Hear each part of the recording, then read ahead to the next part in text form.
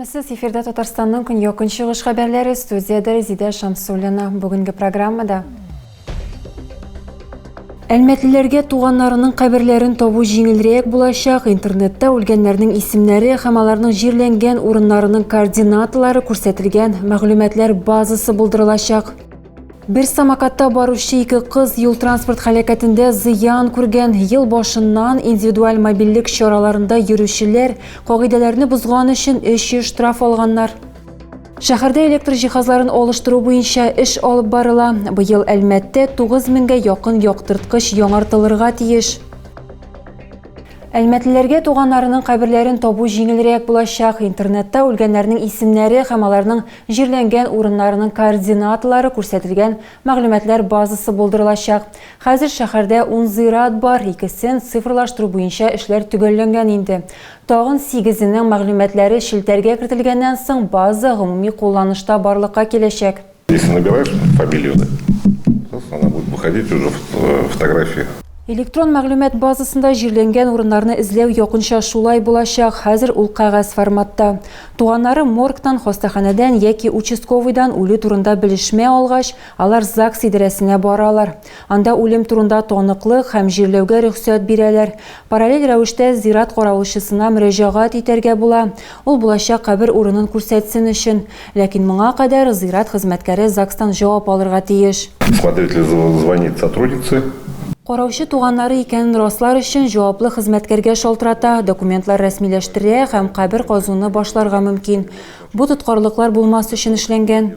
Җирләүдән соң туганнары үсеш департаментында җирләү паспорты ала. Электрон мәгълүмат базасы зиратлардагы буш урыннарны билгеләргә, шулай кайсы каберләрне реставрацияләргә яки күмү урынын күчерүгә мохтаҗ булуын белергә мөмкинлек бирәчәк.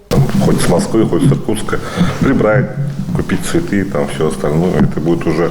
Мәскәүдән дә, Иркутскидан да каберлекне читтән торып җыештырырга яки чәчәкләр сатып алырга мөмкин булачак.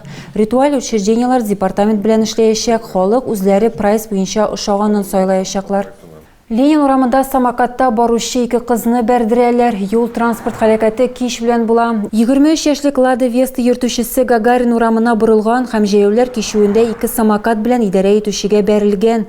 Бәлик булмаган кызлар машина юлын самокаттан төшмичә генә кисеп чыкканнар. Өстәвенә алар бер индивидуаль транспорт чарасында икәү барганнар. Нәтиҗәдә кызлар җәрәхәтләр алган. Дәүләт автоинспекциясе тротуарларда һәм җәяүләр юлларында, индивидуаль мобильлек чараларында һәм велосипедларда хәрәкәт иткәндә җәяүләргә өстенлек бирергә, җәяүләр кичүеннән җәяү чыгарга кирәк дип кисәтә. Кәрәзле телефонга һәм башка гаджетларга игътибарны юнәлтмәскә, рульне ике кул белән тотарга.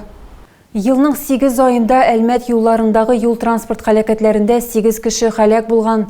Юл хәрәкәте иминлеге буенча район комиссиясының чираттагы утырышында автоинспекторлар быел һәлак булучылар һәм зыян күрүчеләр санының кимүен билгеләп үттеләр. Шулай ук 2024 ел башыннан хукук бузуларының аерым категорияләрендә дә кимү күзәтелә. Ел башыннан бирле Әлмәт районында автоинспекторлар 61 юл транспорт һәлакәтен теркәгән. Аларда 8 кешенең гомере өзелгән, 72-се төрле тән җәрәхәтләре алган.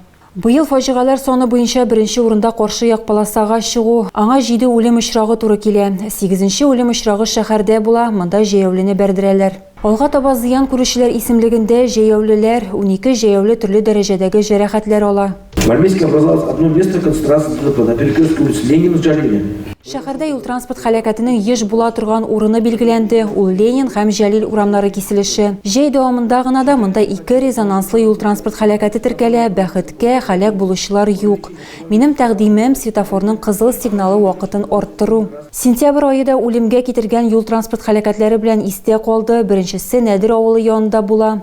Автоинспекторлар мәгълүматлары буенча мотоцикл йөртүче вак ташлы юлдан хәрәкәт иткәндә куркынычсыз тизлекне сайламый һәм юлдан төшеп китә. Ул урында ук вафат була. Алексеевск Әлмәт юлында тагын бер үлемгә китергән юл транспорт һәлакәте теркәлгән. Нәтиҗәдә машина йөртүче һәм пассажир һәлак булган. Беренче мәгълүматлар буенча Лада автомобиле Алексеевский ягыннан төзелә торган юл буенча каршы хәрәкәт полосасы буенча хәрәкәт иткән. Җиңел машина йөртүче куркынычсыз тизлекне сайламаган һәм асфальт җыештыру эшләрен башкарган КАМАЗ белән бәрелешкән. Әлмәтнең шәхси секторында яңа урам яктырткычлары урнаштырылды. 21 яңа приборны ДСРК микрорайонының Петр Хузангай урамында урнаштырганнар. Янәшәдәге тыкрыкта тагын 6 фонарьны яңартканнар. Әлмәт муниципаль районы башлыгы матбугат хезмәте хәбәр иткәнчә, бу районда 330 метр электр шилтәрен алыштыру өчен якынча 600 мең сум бүлеп бирелгән. Быел Светсервис хезмәткәрләре шәһәрдә 9 яктырткыч һәм 175 идарә итү шкафын алыштыру өстендә эшлиләр. Районда республика программасы буенча 20 чакрым электр шилтәре яңартылачак.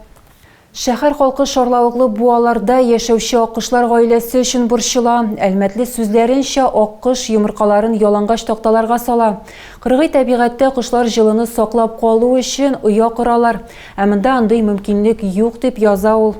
Төньяк һава температурасы түбәнәя, ә җылысыз аккошлар бәпкә чыгара алмаячак. Халык кошларның язмышы өчен борчыла һәм аларны салам һәм азык белән тәэмин итүләрен сорый. Аккошлар өчен шәһәр автомобиль юллары идарәсе җаваплы. Җәй көне алар кошларны карыйлар, ләкин аларны гадәти тормышларына катышмыйлар. Ә салкыннар килгәч, аларны ел саен кошларга ат спорты мәктәбенә күчерәләр.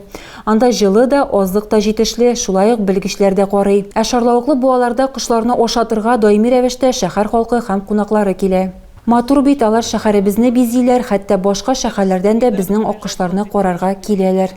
Баулыда чишмә төзекләндерелә. Эшләр моннан 2 атна элек башланган. Хәзер территория тулысынча чүп-чардан чистартылган, иске конструкциялар сүтелгән. Чишмә октябрь башына тулысынча үзгәрергә тиеш. Монда яктырткычлар урнаштырылачак, эскәмияләр һәм чүп-чарны аерым җыю өчен савытлар барлыкка киләчәк. Лениногорск районында яшәүчене тиен тешләгән. Барлыгы хайваннар тешләгәннән соң район хастаханәсенә 138 кеше мөрәҗәгать иткән.